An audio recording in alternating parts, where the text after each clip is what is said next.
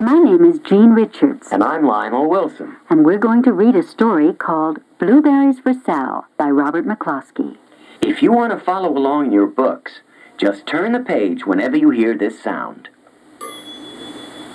One day, little Sal went with her mother to Blueberry Hill to pick blueberries. Little Sal brought along her small tin pail, and her mother brought her large tin pail to put berries in. "We will take our berries home and can them," said her mother. "Then we will have food for the winter." Little Sal picked 3 berries and dropped them in her little tin pail. Ka-plink, ka-plank, ka-plunk. She picked 3 more berries and ate them. Then she picked more berries and dropped 1 in the pail. Ka-plunk! And the rest she ate. Then little Sal ate all 4 blueberries out of her pail. Her mother walked slowly through the bushes, picking blueberries as she went and putting them in her pail. Little Sal struggled along behind, picking blueberries and eating every single one. Little Sal hurried ahead and dropped a blueberry in her mother's pail. It didn't sound ka-plink, because the bottom of the pail was already covered with berries. She reached down inside to get her berry back. Though she really didn't mean to, she pulled out a large handful because there were so many blueberries right up close to the one she had put in. Her mother stopped picking and said, "Now, Sal, you run along and pick your own berries. Mother wants to take her berries home and can them for next winter." Her mother went back to her picking.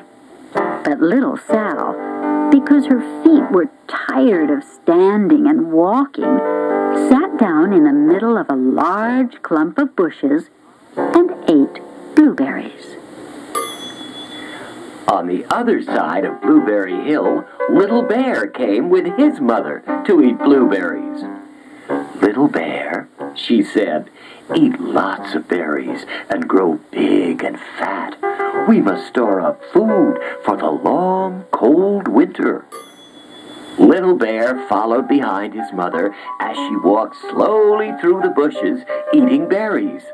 Little Bear stopped now and then to eat berries. Then he had to hustle along to catch up.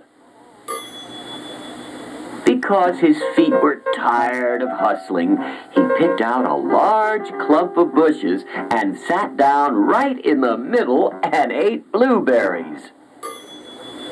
Over on the other side of the hill, little Sal ate all of the berries she could reach from where she was sitting. Then she started out to find her mother. She heard a noise from around a rock and thought, "That is my mother walking along."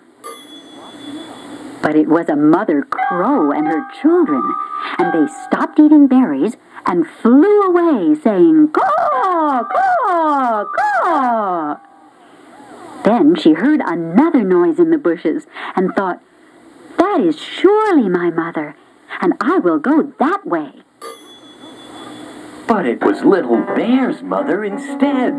She was tramping along, eating berries, and thinking about storing up food for the winter. Little Sal tramped right along behind. By this time, Little Bear had eaten all the berries he could reach without moving from his clump of bushes. Then he hustled off to catch up with his mother. He hunted and hunted, but his mother was nowhere to be seen. He heard a noise from over a stump and thought, "That is my mother walking along." But it was a mother partridge and her children. They stopped eating berries and hurried away. Then he heard a noise in the bushes and thought, "That is surely my mother. I will hustle that way." But it was little Sal's mother instead. She was walking along, picking berries and thinking about canning them for next winter. Little Bear hustled right along behind. Little Bear And little Sal's mother and little Sal and Little Bear's mother were all mixed up with each other. among the blueberries on Blueberry Hill. Little Bear's mother heard Sal walking along behind and thought it was Little Bear. And she said, "Little Bear, munch, munch. Eat all you gulp can possibly hold. Swallow." Little Sal said nothing. She picked 3 berries and dropped them, ka-plink, ka-plank, ka-plunk, in her small tin pail. Little Bear's mother turned around to see what on earth could make a noise like ka-plunk. She cried, choking on a mouthful of berries. "This is not my child. Where is Little Bear?" She took one good look and backed away. She was old enough to be shy of people, even a very small person like Little Sal. Then she turned around and walked off very fast to hunt for Little Bear. Little Sal's mother heard Little Bear tramping along behind and thought it was Little Sal. She kept right on picking and thinking about canning blueberries for next winter. Little Bear padded up and peeked into her pail. Of course, he only wanted to taste a few of what was inside. But there were so many, and they were so close together, that he tasted a tremendous mouthful by mistake. "Now, Sal," said Little Sal's mother, without turning around, "you run along and pick your own berries. Mother wants to can these for next winter." Little Bear tasted another tremendous mouthful and almost spilled the entire pail of blueberries. Little Sal's mother turned around and gasped, "My goodness, you are not Little Sal. Where is my child?" Little Bear just sat munching and swallowing and licking his lips. Little Sal's mother slowly backed away. She was old enough to be shy of bears, even very small bears like Little Bear. Then she turned and walked away quickly to look for Little Sal.